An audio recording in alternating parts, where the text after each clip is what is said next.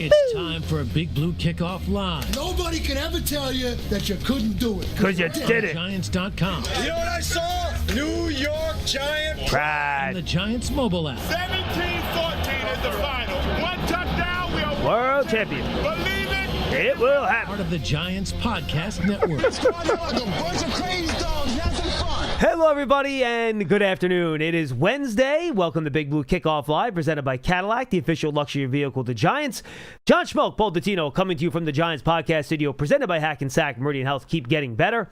Paul, 15 days. Actually, technically, it's 14 if you don't count today. Right. Until the start of the NFL draft. So, we're getting there. We are inching ever so close, although the weather would not indicate that, John. We got another cold spot going here. See, now, you usually have signals of the change of seasons. Groundhog's Day, perhaps. The first bloom in the springtime. The flowers start popping up in the garden. I think all mine probably died last night when it was 27 degrees. But the way you know you're really getting close to the draft, you get an email on a weekday morning, and the beast is out. Indeed it is. Dane, when he was doing this independently on his own, joined us on this very show, probably for the first time 13, 14 years ago. He's been joining us a long time. Yes, he has. He has gone on to bigger and better things. Now he's with The Athletic, deservingly so. But he sticks with us anyway. Well, I mean, we are the New York Football Giants now. And Dane will be joining me next week on the Giants Huddle to talk about the Beast. That'll be coming up next Thursday or Friday. We already have that booked. He's a good friend. I text back and forth with him all the time because we've been doing this a long time together. The Beast is out. If you're a subscriber to The Athletic, go find it on the Athletic website. And it's 600 pages of draft prospect glory. We will talk about that in detail next week. But at the back of the book, he have Dane's top 100 prospects. So we're going to run through some of these and what's interesting to us. And then we'll get to your calls very quickly at 201-939-4513. The last 15 minutes or so of the show is going to be our interview that we pre-taped with a Tennessee reporter talking about volunteer prospects. So Chris Brazel, Josh Josephs, Jermon McCoy, Colton Hood, all those guys will be in there for that interview. Stay tuned for that. So, Paul, want to go 10 guys at a time and just roll through it a little bit? So let's go the top 10 here. All right, you got Orville Reese, Jeremiah Love, Mendoza, Sonny Styles, Caleb Downs, Mansour Delane, David Bailey, Spencer Fano, ahead of Francis Mauigoa. Yes, he Ruben does. Bain at 9, Carnell Tate at 10. So, Paul, no surprises here at all to me, except for maybe that Fano, who is for me as well, ahead of Mauigoa. Though, as I said, if I'm making a board for the Giants, I like Fano better as a player. I think Mauigoa is actually a better fit here. Yes. Based on what the Giants would need. But that's the top 10, and to me, nothing really sticks out. The fact that Reese, Love, Styles, and Downs are all in his top 5 kind of is what we've been talking about, right? Those, to me, are the top 4 players in the class. Well, I'll be honest with you, John. The only thing that kind of is a little bit off center for me is that he's got Orville Reese as number 1. Okay. That's a little bit off for me. I think for quite a long time, until very, very recently, a lot of folks thought that Bailey would be the number 2 guy to go in this draft to the Jets because of his pure edge rushing ability. His pure pass rush stuff, you could make a case that he might be the best pure edge guy. Today? Yes. Now, I think the reason Reese has won because you think in 2 years that might not be the case anymore. I think that's where he's going a little heavier projection. Well, Dane's always says this. He's a traits first guy. Now, so for that reason, I'm a bit surprised that he's got Reese at number 1 instead of maybe down a couple of slots. And I'm a little surprised that Bailey is down at 7, which, again, I know in recent weeks it seems as though he has dropped down a bit. I don't know. But 7 is not exactly far. Right. So, and just talking about guys in the division now, I would like to keep Bailey, Downs, Styles, and Love and Reese away from the Commanders at 7 if I can. Oh, yeah. I don't know. It might be tough to not have one of those guys get there. But that would be my hope. And in the same way, I would like to keep Downs and Bain and Delane away from the Cowboys at 12. Mm-hmm. Those are the guys I want to keep away from Dallas at 12. So let's jump into the next 10. Okay. Francis Mauigoa at 11. Vega Iwane at 12, Makai Lemon 13, Jermod McCoy 14, Keldrick Falk 15, Kenyon Sadiq 16, Monroe Freeling 17, Dylan Thieneman 18, Kaden Proctor 19. And I'll give you Jordan Tyson at 20 as well. So, again, no surprises there for me, Paul. Keldrick Falk, I understand the appreciation for his traits. He would just scare me with the lack of sack production and explosion on tape. Monroe Freeling, I think, is a little bit of a projection, though he played better at the end of the year. No one else in this group really surprises me one bit. I would have put Proctor ahead of Freeling myself.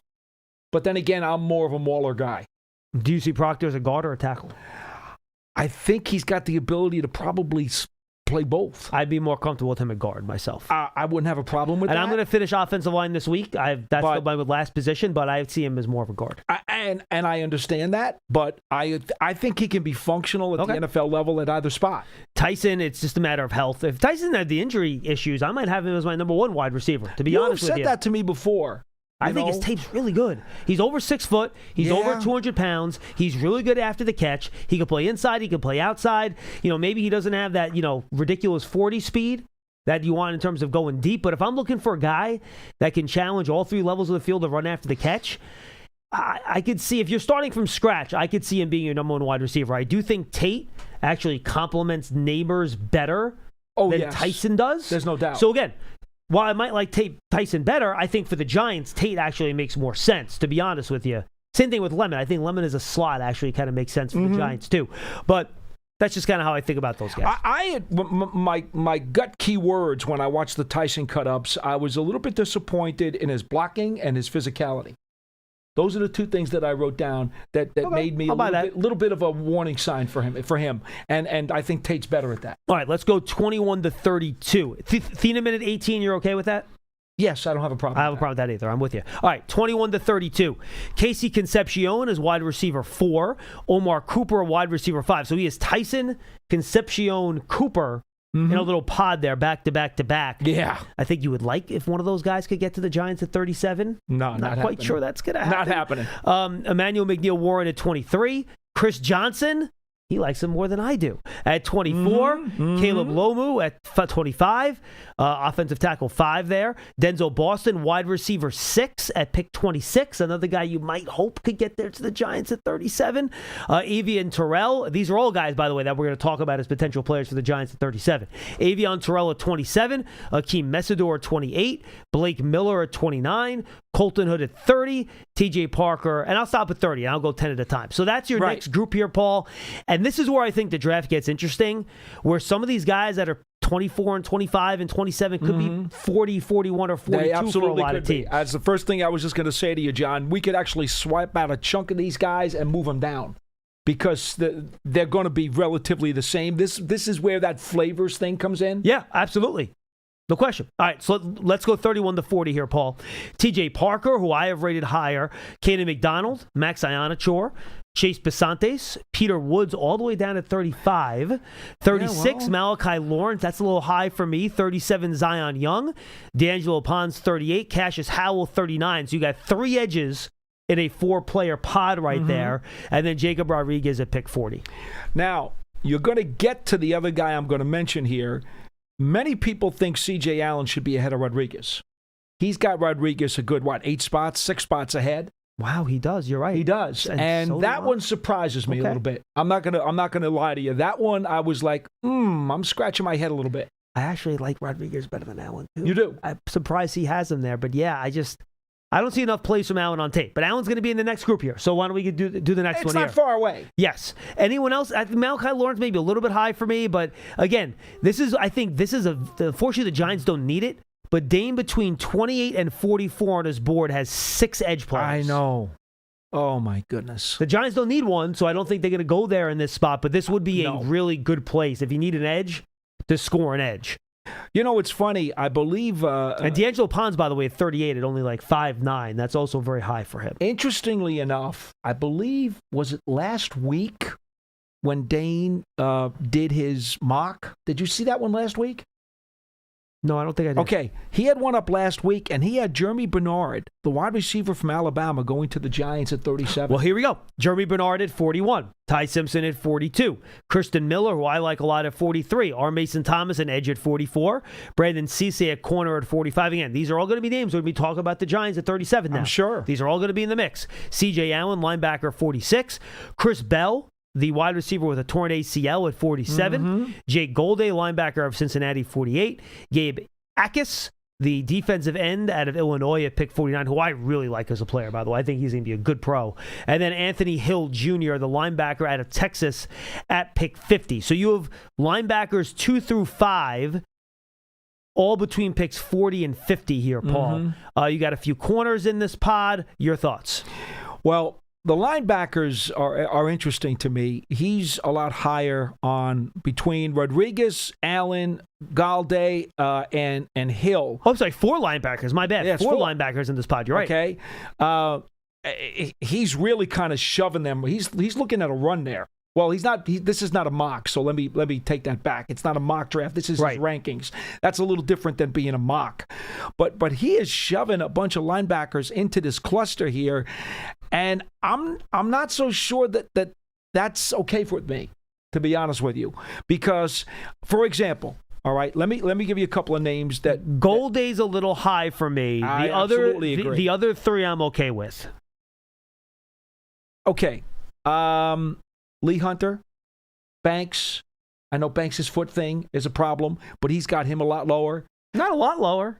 Well, They're coming up next. They're coming up next. In the next cluster. Well, again, this goes back to what we said before about the clusters, right? Well, that's what I'm saying. Between picks 20 and 50, yeah, just put them in one of those big bingo things that you spin around and pick the numbers out. Yeah, that's what you're doing here. I wondered a little bit where he was going to put Price. I was really curious. Okay, well, let me do the next cluster. You keep bringing up guys in the next cluster. Well, because I kind of think I might have switched a few of those guys. I got you. And that's my point. All right. 51, Jadarian Price. 52, Caleb Banks. 53, Keontae Scott. 54, Kieron Crawford. That's a little high for him. Lee Hunter, 55. Traden Stukes, 56. So this is you're kind of getting like the slot cluster here. Emmanuel Pregnon, 57. Malachi Fields, 58 as wide receiver 9. Antonio Williams, wide receiver 10 at 59. And then Danny Dennis Sutton at pick number 60. So again, edges, wide receivers, corners is going to be the thick part of this class here in round 2. One guy stuck out in this group for me big time. Pregnon. I like him higher. Okay. Significantly higher. I think he is one of those pit bulls with power, strength, ferocity. I think someone's going to be very happy if they get him at this point, which would equate to low second round. Yeah. I think they'll be very happy. Well, would you be happy at 37? I wouldn't poo-poo it. No poo-poo. Okay. No poo-poo. No poo-poo. All right. Pick players 61 to 70. We'll start going through these. I think we've actually gone through these pretty fast. 61, Keith Abney, a corner of Arizona State, who I like a lot. Keelan Rutledge, your guard out of Georgia Tech. I like him. And by the way, you saw Peter Schrager had him going 31 in his mock draft. I was drop-dead shocked when I heard that. Eli Stowers, tight end Vanderbilt, to 63. The Big Citrus, Dom Arns at 64. That is a great nickname, by the way. It's fantastic. 65, Caleb Tiernan out of Northwestern. 65, Max Clare at 66. Deshaun Stribling, the wide receiver out of Ole Miss at 67. I thought I got to watch him. I haven't watched him yet. Davison A. Bignosin, who I happen to like despite the penalties, at 68. Yeah. Elijah Surratt at 69. And then A.J. Halsey, a safety I'm a big fan of, out of LSU at pick number 70. Rutledge is the one guy that stuck out for me, as you said, as you started going through the list. I'm a big Rutledge fan, and a lot of people I thought earlier in the draft process had him lower. It seems as though he has risen a lot. You suggested to me he would, and he has. And the more you see him, the more you like him. 71, Jennings Dunker. 72, Ted Hurst. He is Ted Hurst as wide receiver 13. I have him a lot higher than that. I think his size and athleticism, I know he's raw, But, man, he is a exciting player. Josiah Trotter, 73, the linebacker. Tyler Onyedem, the 3-technique defensive tackle at 74. Kyle Lewis, the really small linebacker at 75. Wide receiver Zachariah Branch, 76. Derek Moore out of Michigan, 77. Zakee Wheatley, 78, the safety out of Penn State. Travis Burke, the offensive tackle out of Memphis at 79, one of David Deal's guys. And then Romello Height at number 80 out of Texas Tech. How about moving up Dunker and Onyedem? I want to move up Romello Height. I think he's really good. He had him at what number? 80. I have a second round grade on him. I know he's an older prospect and he transferred a bunch. I don't care. He's really fun. Yeah, because you have to consider that what is the upside, or has he maxed out? I understand. And that same conversation for Messidor, who I know you probably really like as a player. He's a Paul Dottino type of player. Yes. Messidor. He is definitely my type of player. Kyle Lewis, I think, is going to be interesting. Where does he get picked and how does the team use him as a 220-pound linebacker? But, man, his tape is excellent. It's really good. But he's just tiny. John, that's one of those guys who I really believe he could wind up being a boom or bust. Do you know who he reminds me of? He actually just had to retire because of the neck injury. Who is the small linebacker that went to the Browns out of Notre Dame? Jock? Yes. J-O-K. Mm-hmm. Jeremiah Owusu-Koramoah. Mm-hmm. Thank you. He reminds me of him. And that's fair. What he reminds me of. That's fair. And if you remember, when Jock came into the league right away, he did not make an immediate impact. They had to figure out how to make sure they could scheme him around. And they did. Because there was too much traffic originally. And that's what you're going to have to do for Kyle Lewis. And once they got him to be in a free spot where he could run and chase, now he was a better player. All right. Garrett Nussmeier checks in at 81. Brennan Thompson, the speedster out of Mississippi State. Wide receiver 15, by the way, at pick 82. Think about that for a second. That's why you could probably wait to the top of round 4 for the wide receiver. Yeah. Yeah, I mean, wait. Remember, Jeremiah said he had 19, right, in the first 3 rounds. We'll see how many we have when we get to the bottom here. Kayshawn Elliott out of Arizona State, 83. Bud Clark, 84. Mike Washington, 85, the running back. Oscar Delp, the tight end, 86. Malik Muhammad, the cornerback, at 87. Jalen Kilgore, the safety corner slot combo at 88. Jake Slaughter, the first true center, at 89, ahead of Logan Jones, which is surprising. And then Bryce Lance, wide receiver number 16 at pick number 90. I mentioned this to you the other day. Were you on with me with the LSU guy? Yes. Okay. Nussmeier, for me, is the sleeper quarterback in the draft. I agree with you. I actually think Nussmeier is closer to Ty Simpson than people would like to think. I absolutely believe I'll be honest. I was watching Joshua Cuevas yesterday, the tight end. Yeah. And do you know how many times I said, wow, that's a nice throw. That was a good throw. That was a nice throw. I said it a bunch. And I have not done a heavy study on the quarterbacks just because it's so time-consuming. And nor have I. But there's something to Ty Simpson, too. I watched more of Nussmeier 2 years ago. Oh, yeah? He was really good. Because the Giants were obviously in a different position, right? So now I haven't watched enough of his inconsistencies and his injury issues from this past season. But I remember 2 years ago, and Nussmeier, to me, is my sleeper quarterback. And again, not a ton of physical tools, but he just knows how to play the game. Very poised, John. 100% agree. Chandler Rivers, 91 out of Duke. Love him as a slot. Sam Hecht, center out of Kansas State, center 2 at 92. Justin Jolie, tight end, NC State, 93. I think if you're looking for a reliable possession pass catcher receiver, Jolie's excellent. Yeah. Kind of reminds me a little bit of Trey McBride a little bit in terms of, not an explosive guy, but a really good kind of reliable possession guy. Jalen Farmer, not to that level, but in that same category. Jalen Farmer, guard out of Kentucky at 94. Logan Jones, center out of Iowa, 95. There's Chris Brazel at 96. Wow. Chris Brazel, and we'll talk about him later on the show. Markel Bell at 97. Dalen Everett at 98. Deion Burks, wide receiver, 18 at number 99. And then Jayshawn Barham out of Michigan at edge, 16. So of the top 100 players, Paul, 34 of them are either edge players or wide receivers. Man, oh man, oh man. And if you want to include cornerbacks in that, you're at 47. And you probably get close to 50 if you include some of those safeties as slot corners. Okay, now. So you're looking at half the players could be corners, wide receivers, and offensive tackle. Now, the Captain Obvious statement here. I'm sorry, corner, wide receiver, and edge players. Pardon me. Yeah. I'm sorry. The Captain Obvious statement is the Giants don't have a pick from 37 to 105. That is a gigantic Bermuda Triangle where they will be sitting around, twiddling their thumbs, and trying to figure out how are we going to kind of calm our disgusted stomachs as we watch all these good players go off the board. And then, by the way, wait overnight until Saturday morning to make the pick. Yes. It's not going to be fun, which is why I actually favor if you could possibly move down from 37 and try to get something. I've been saying that all draft process. I don't want to move down from 5 to do it, but I'll move down from 37 to do it. Just to get somebody in that Bermuda Triangle. And again, between picks 20 to 50, it's kind of a big mess anyway, so what's the difference? Now, I don't know you're going to get someone to take a deal. You might not. I don't think that you will. I don't think you're going to get a lot of trades. But I'd like to try. Yeah, I'd like to try. Now, about this last cluster, I do have 2 comments. Yes. Brazel, look, if he is there at that point, basically they're telling you it's not a far drop to get to the top of the 4th round. Trade up. Wow. That would be incredible value. Yeah. He's a really good player, and I don't think he deserves to be down that far. And Dalen Everett is another intriguing one for me. I have not watched him yet. Do it. I need to watch him. I won't tip you off. He's on my list. Watch him. There are things you're going to like about him, and then there's some things you might not be sure about. Okay. I'm not going to tip you off on him, but I could see him being higher. Okay.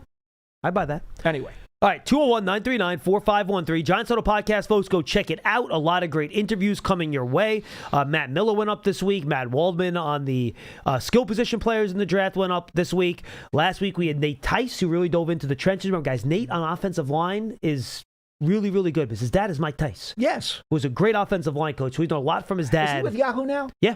Yeah. Host of the 301 podcast. Nate does a good job. He's really, really good. I agree. Smart football guy. He was on late last week. We have Field Yates coming down the pike. We have Dane Brugler coming down the pike. Brian Broaddus coming down the pike.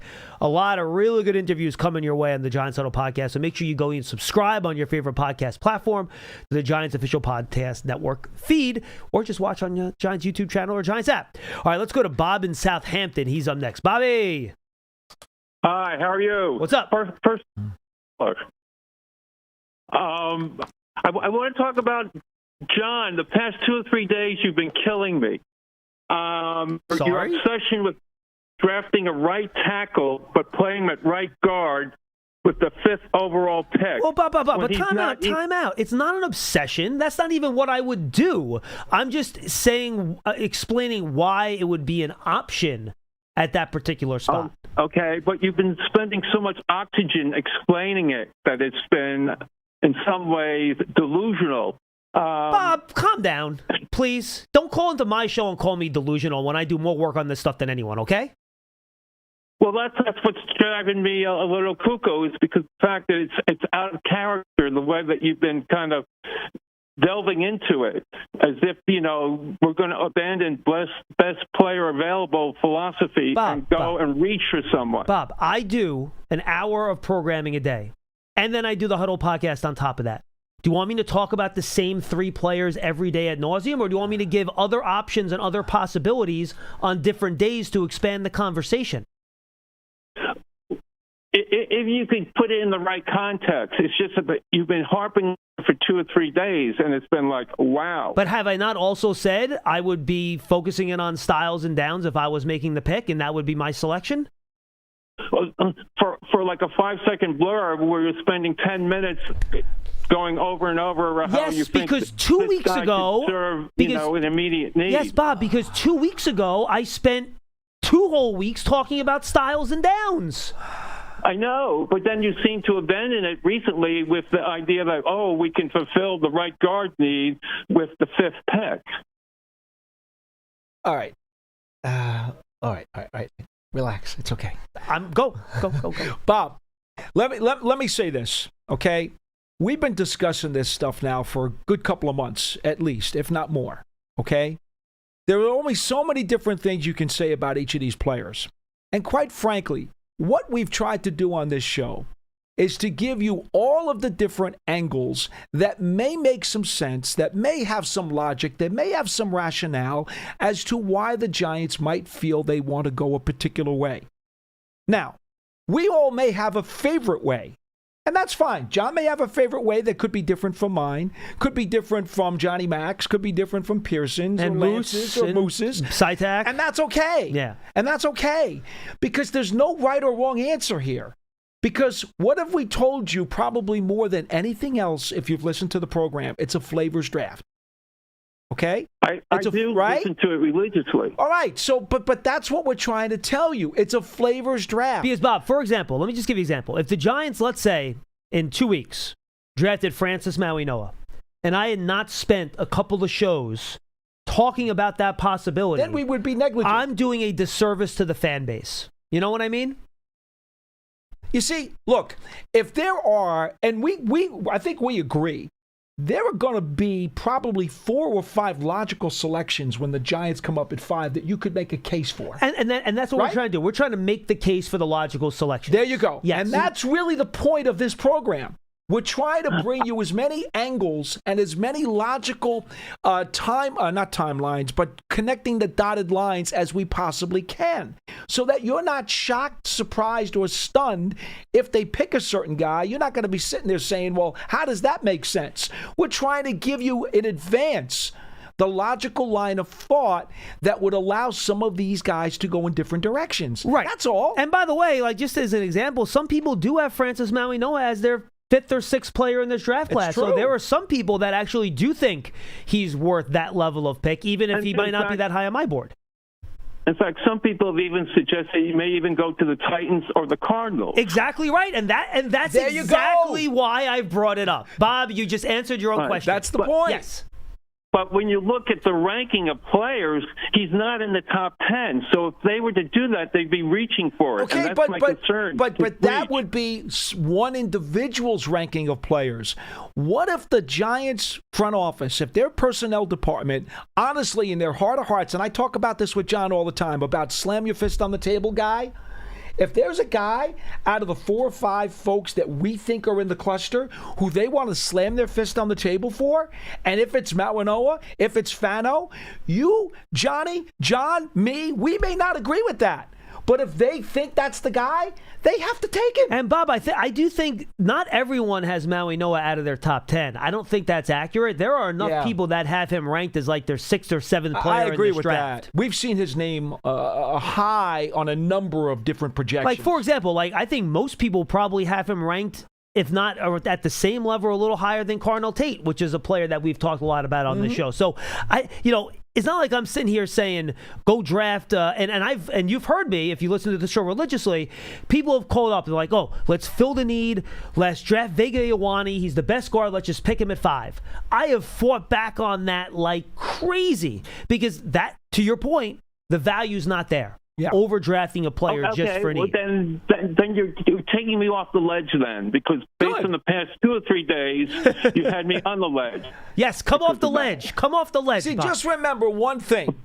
Fano and Maui-Noa, if you believe they've got position flexibility and they could be awesome for the next 10 years at either guard or tackle, whatever your opinion is, okay, because there's no right or wrong answer today.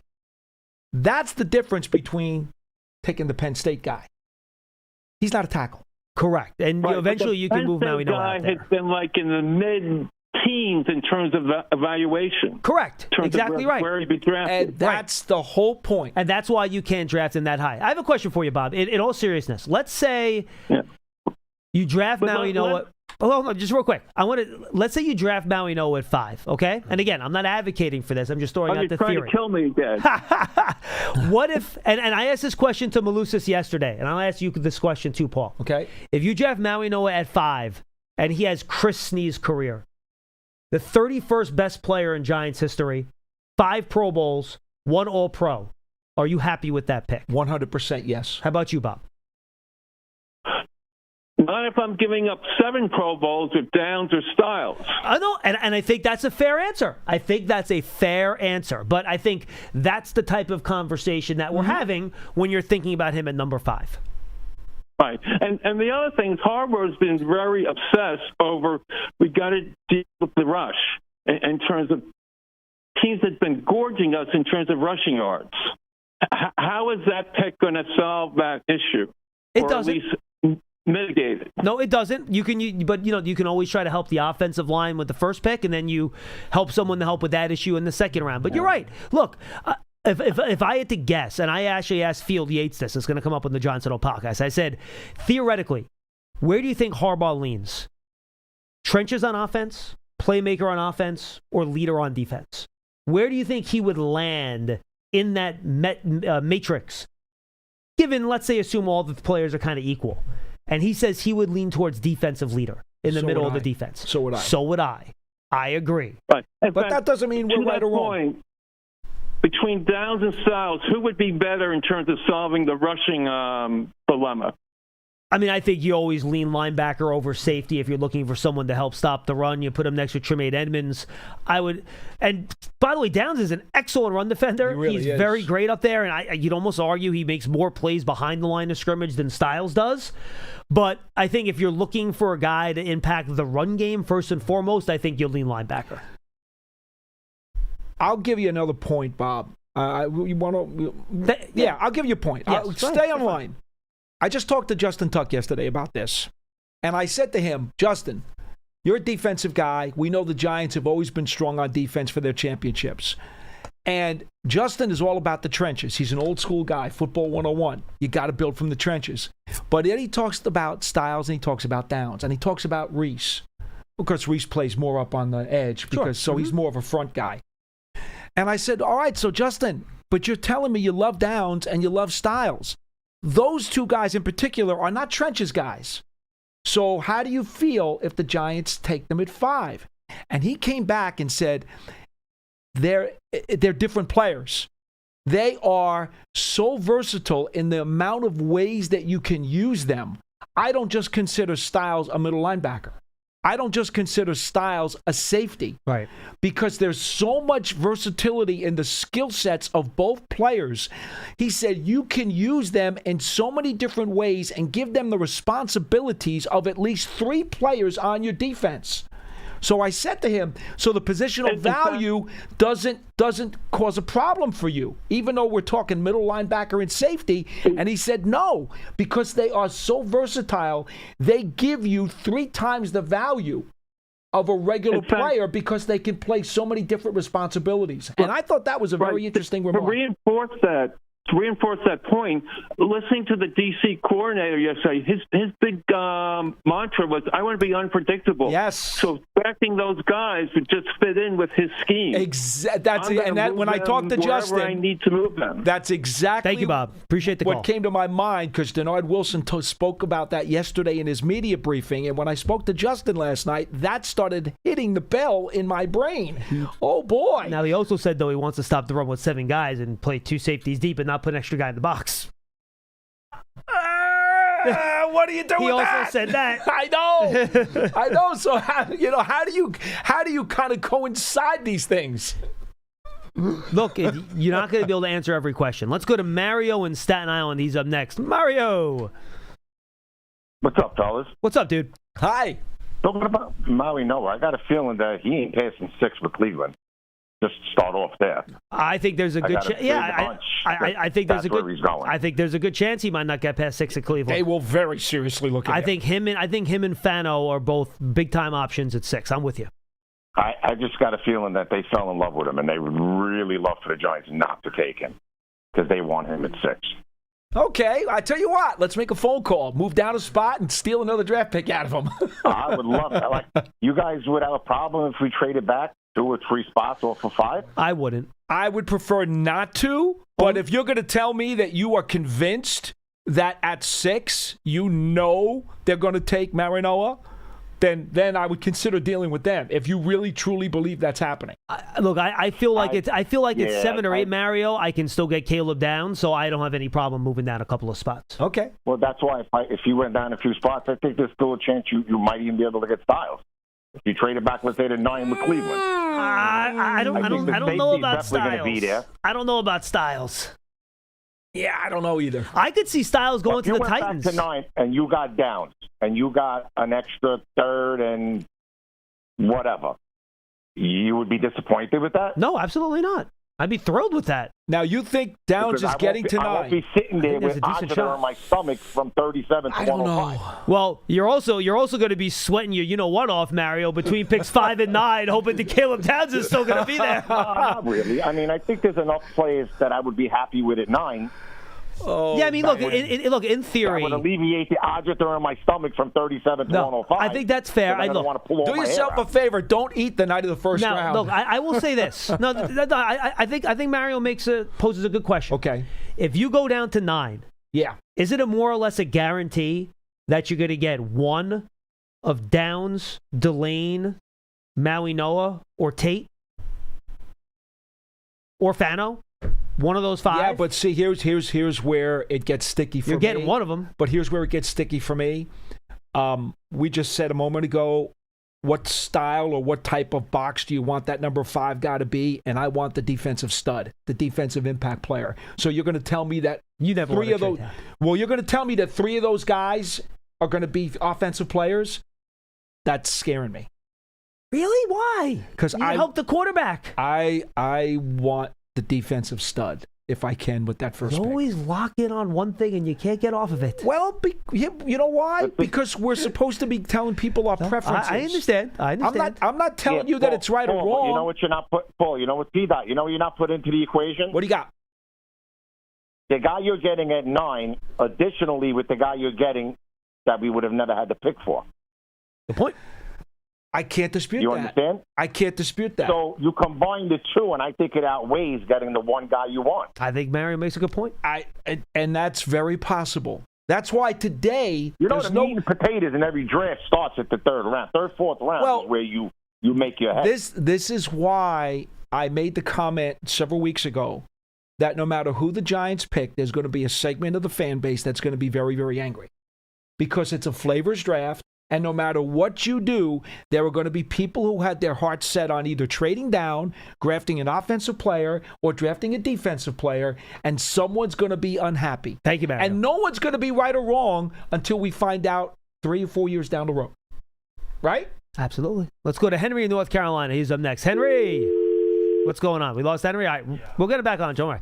Call right back, Henry. We'll get you up as we take some calls here. So that was the question I posed to Moose, that if he ends up being a guard only and has the Chris Snead career, is that a good pick at 5? Yeah, I absolutely. You don't have a problem with that? No, I don't, because remember, my requirements, and maybe yours are different, my requirements at that height, at that level of pick, I need maximum impact for the longest period of time.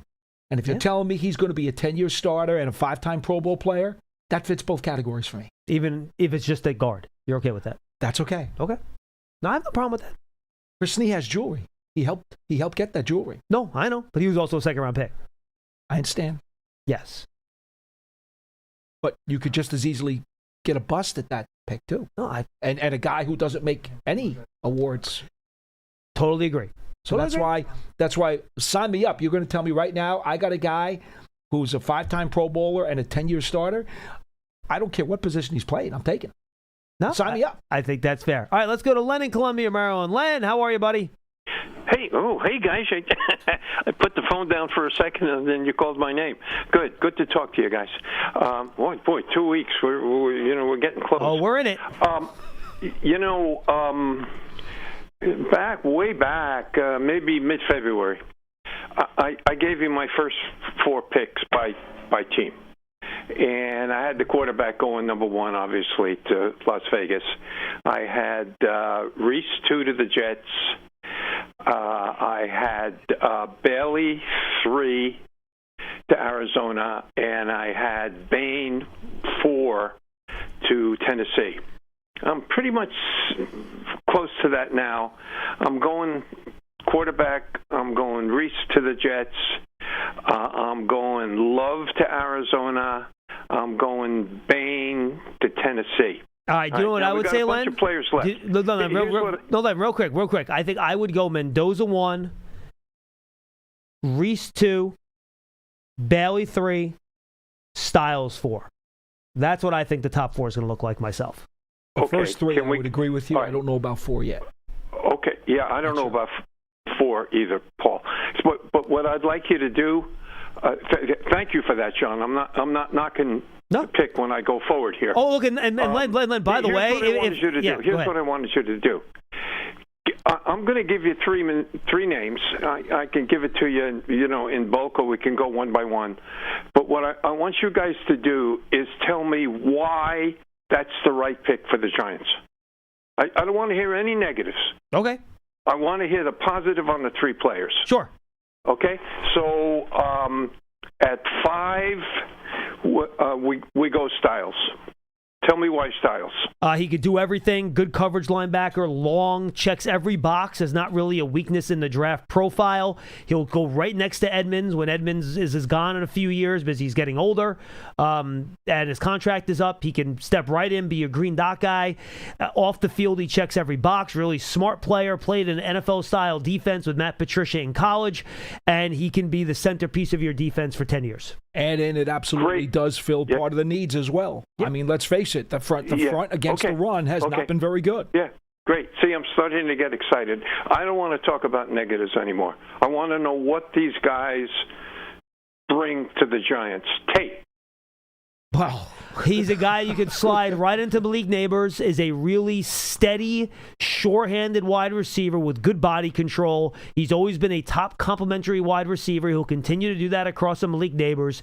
Even though he didn't time well, he can win over the top with pacing, speed, and body control. And I think he'll be a very reliable number 2 for you for a very long time. Smart player who will absolutely run good routes for your quarterback. He will make big plays. He will help block for the run on the edge. I mean, what a great character guy. And obviously, the Giants want to make sure that Jackson Dart develops and maxes out his potential. You give him a big, lengthy weapon like this who can make contested catches, that's going to help him. Baines. No, not Baines. I'm sorry. Downs. Downs might be the smartest player in this class. Yeah. You watch him, he knows what the offense is going to do before they do it. He can play split safety deep. He can play the slot, though not a lot of man-to-man coverage in the slot, but he can play zone better than anyone. He anticipates. He knows route concepts. He reads quarterbacks. He's a really aggressive tackler at the line of scrimmage. He's a chess piece that you could put anywhere in your defense, and he is a force multiplier. Because of his intelligence and his ability to do everything and be in the right spot, he's going to make the rest of the defense better. Very, very smart. Checks all the character boxes, the leadership situation. But here's the one thing, and again, I go back to my conversation with Justin Tuck. He is a matchup nightmare.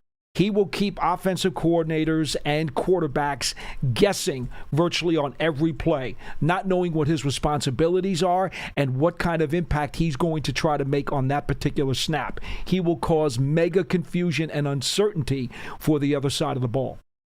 Can we pick all three? That'd be nice. Well, they all sound good, but I like that. I'm getting excited. I'm tired of hearing about the negatives.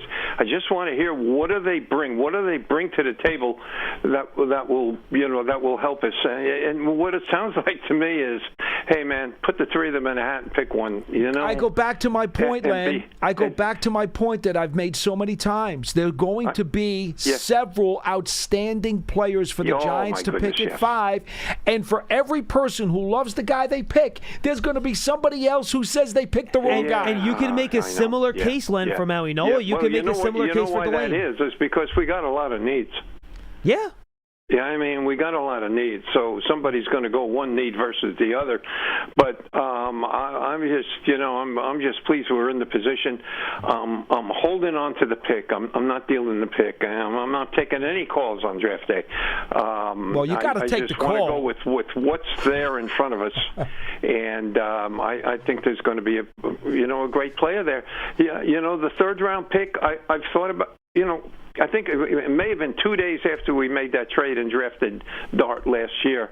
I got on the show and I said, I remember. We're going to get to 2 days before the draft, 2 weeks before the draft next week, and everybody's going to be, oh my God, we don't have a third round pick. But it was worth it. It was worth it, Len. The third round pick was Dart. I mean, exactly come on, right. That's our third round pick. I'll take that. All right, Len, we got to run, man. Yeah, go for it. Thank you. Appreciate I like the call. approach. Thank you. Thank you. I think Len actually did that well.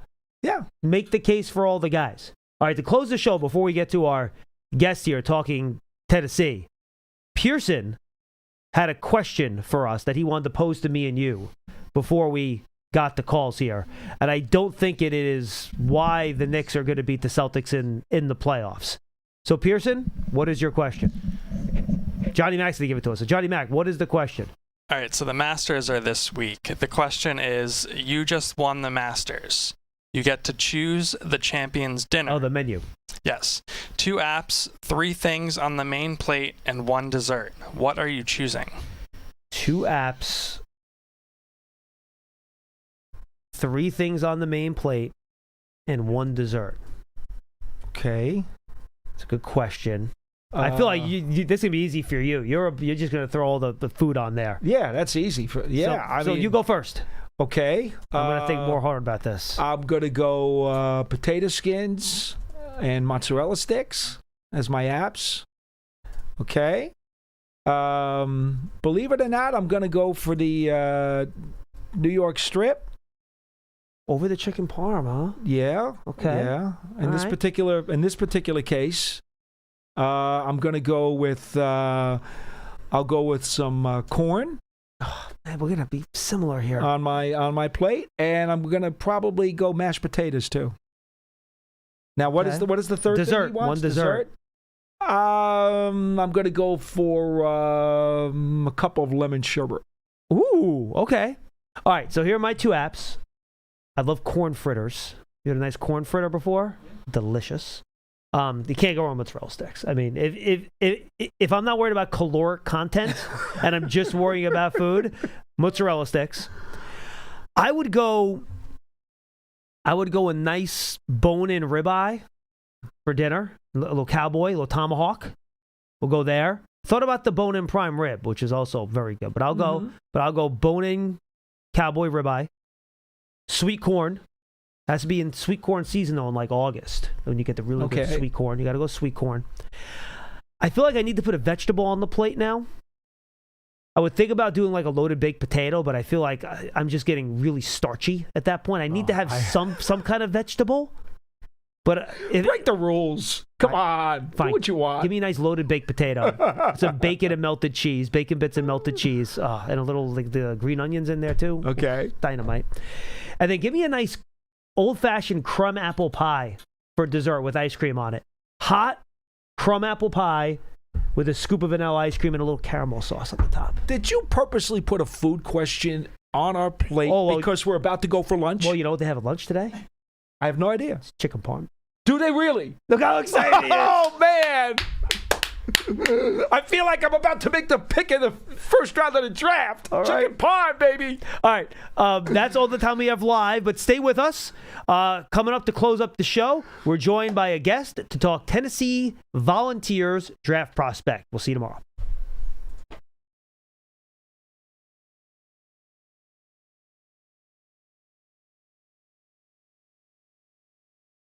And 1. And now we welcome in from the Sports Animal 99.1 in Knoxville, Tennessee, Jason Swain, who does a great job covering the Tennessee Volunteers. Jason, you got John Schmeelk and Paul Dottino up here in East Rutherford, New Jersey. Hope you are well. What's going on, guys? Nothing much, man. So let's talk about these Volunteers this year. And look, I understand Giant fans might not want to go back down this path, but I'm excited about the player, and they're getting very upset at me. But I don't care because Chris Brazel is really good.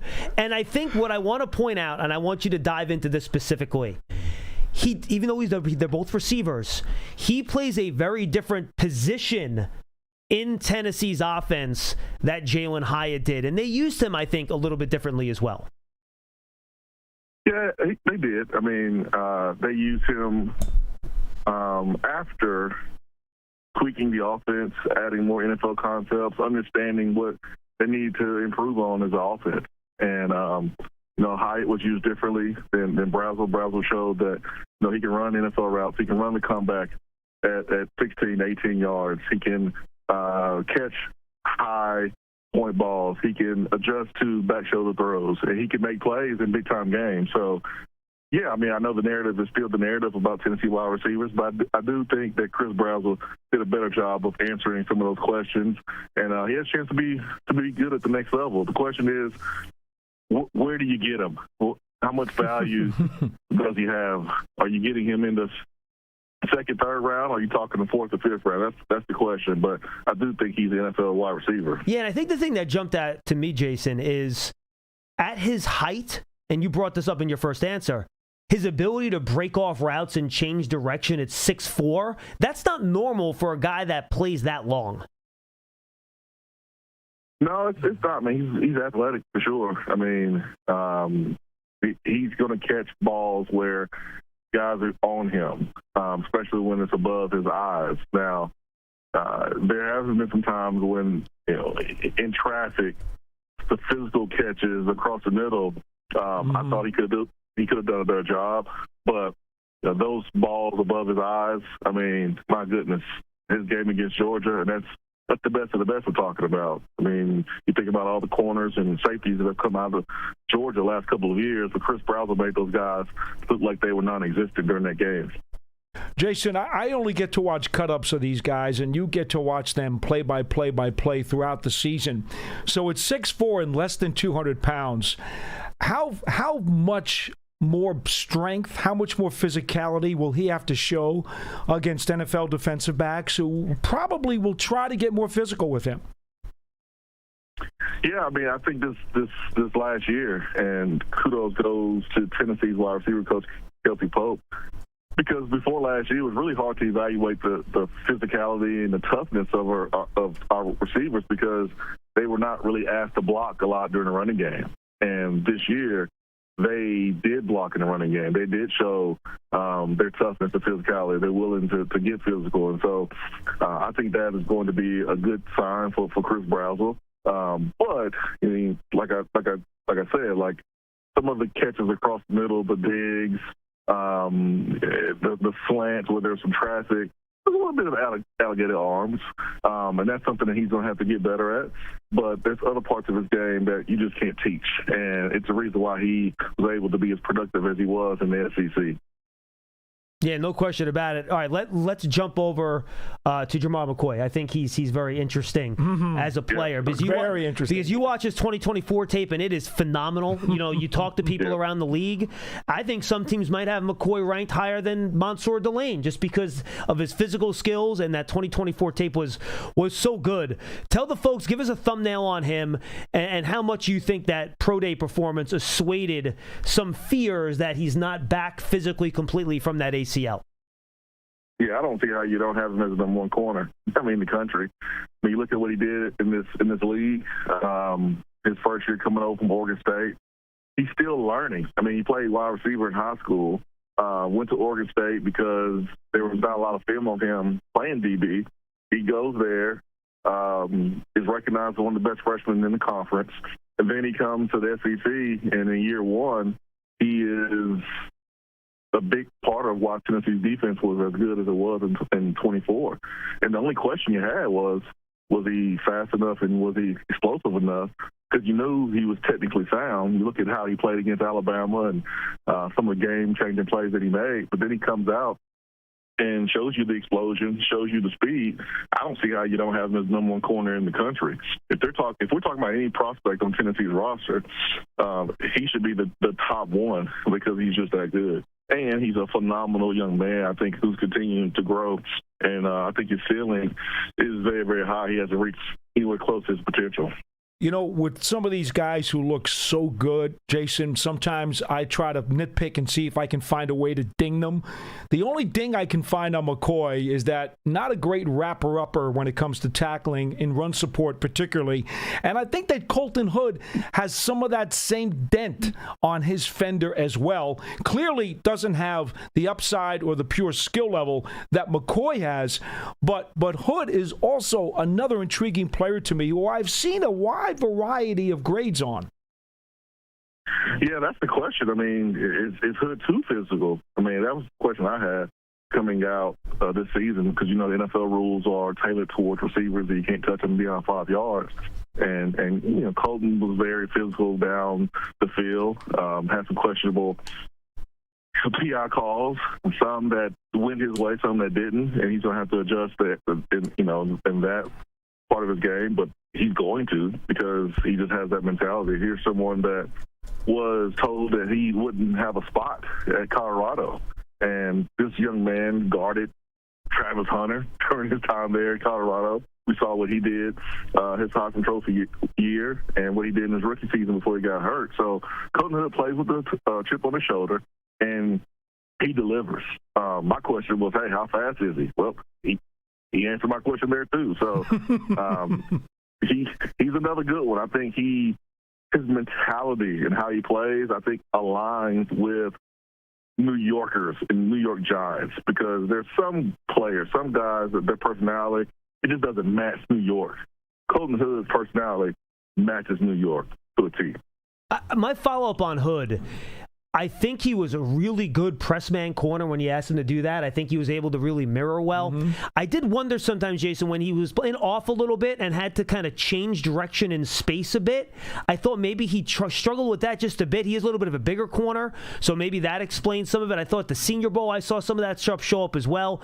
What do you think about just in terms of his side-to-side quickness, in terms of dealing with some of that change of direction stuff that some of these shiftier wide receivers might have when he's not in press?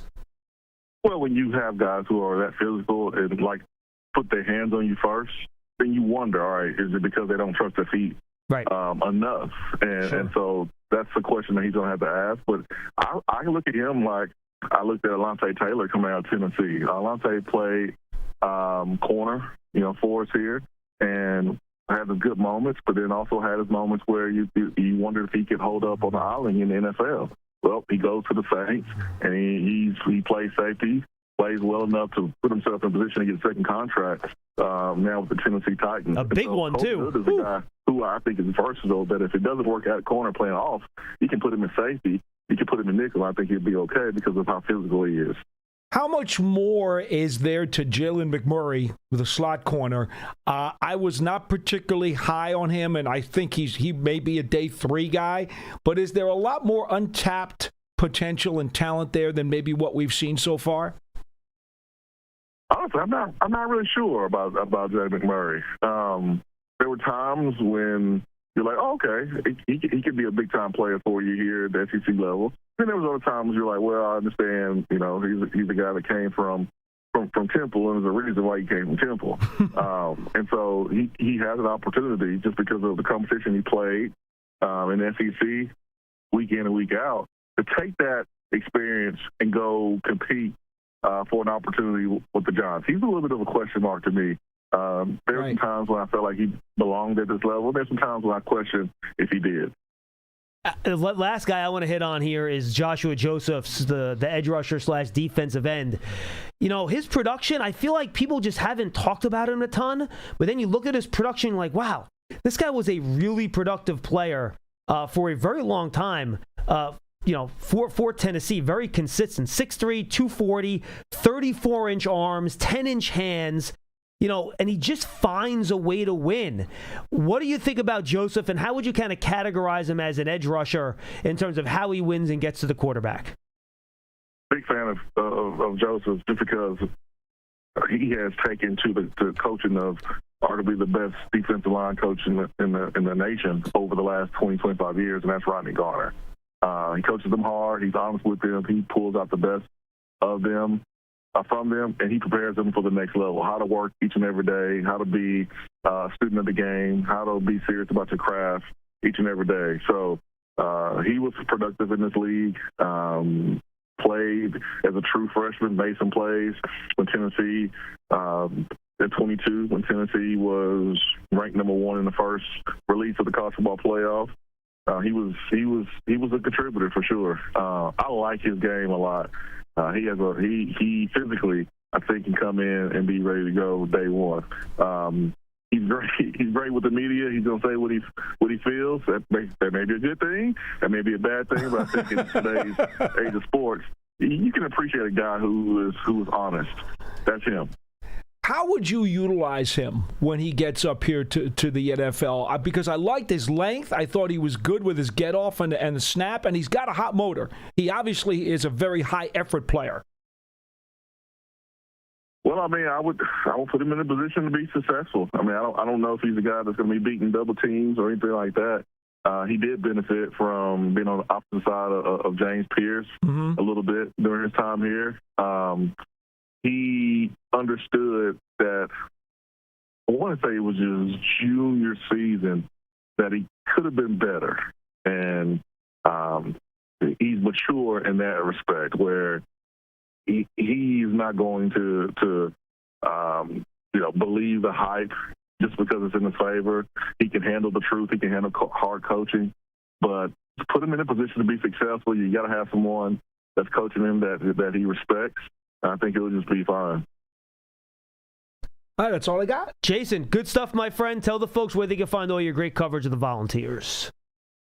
Well, you can follow me on Twitter, X. I still call it Twitter, at Swain Event. We are live, 991 The Sports Animal from Twitter 3, Josh and Swain. Jason, good stuff, my friend. Enjoy the rest of your offseason, spring football, all that good stuff. We'll talk to you next season. Thanks, Jason. Be well. Hey, thank y'all. Anytime. That's Jason Swain. Does a great job covering the Volunteers, and that's all the time we have for Big Blue Kickoff Live right here on Giants.com and the Giants app. For Paul Dottino, I am John Schmeelk. It's all brought to you by Cadillac, the official vehicle of the Giants. We say farewell from the Hackensack Meridian Hill Podcast Studio. Keep getting better.